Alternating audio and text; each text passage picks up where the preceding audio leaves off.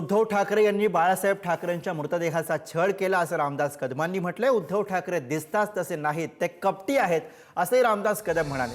खरं खोटं करायचं असेल तर माझी आणि उद्धव ठाकरेंची नार्को टेस्ट करा अशी पुन्हा एकदा रामदास कदमांनी मागणी केली आहे। रामदास कदम जी गरळ ओकतायत ती बाळासाहेबांची विटंबना असल्याचं यावरती संजय राऊतांनी म्हटलंय। रामदास कदम यांना जबर किंमत मोजावी लागेल असा इशारा सुद्धा संजय राऊतांनी दिलाय।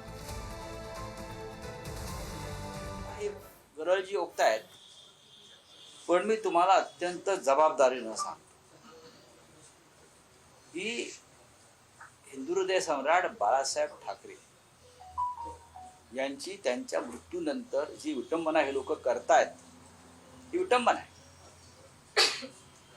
त्याची जबर किंमत रामदास कदम यांच्यासारख्या लोकांना मोजावी लागेल, जबर किंमत मोजावी लागेल आणि मी हे अत्यंत जबाबदारीने सांगतो। मग ही किंमत कोणत्याही प्रकारची असेल, कायदेशीर असेल, भावनिक असेल, नियतीची असेल, पण ह्यांना जबर किंमत। बाळासाहेब ठाकरेंच्या संदर्भात तुम्ही अशा प्रकारची विधानं करताय, तुम्हाला लाजा वाटल्या पाहिजे।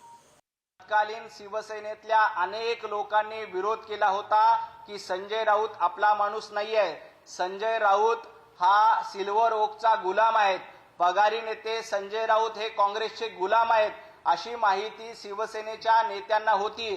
त्यामुळं पगारी नेते संजय राऊत यांना खासदारकी देऊ नये यासाठी अनेकांनी प्रयत्न केले, अनेकांनी संजय राऊत यांना विरोध केला, तरी देखील तो विरोध डावलून पगारी नेत्यांना खासदारकी देण्याचं काम उद्धवजी ठाकरे यांनी केलेलं आहे।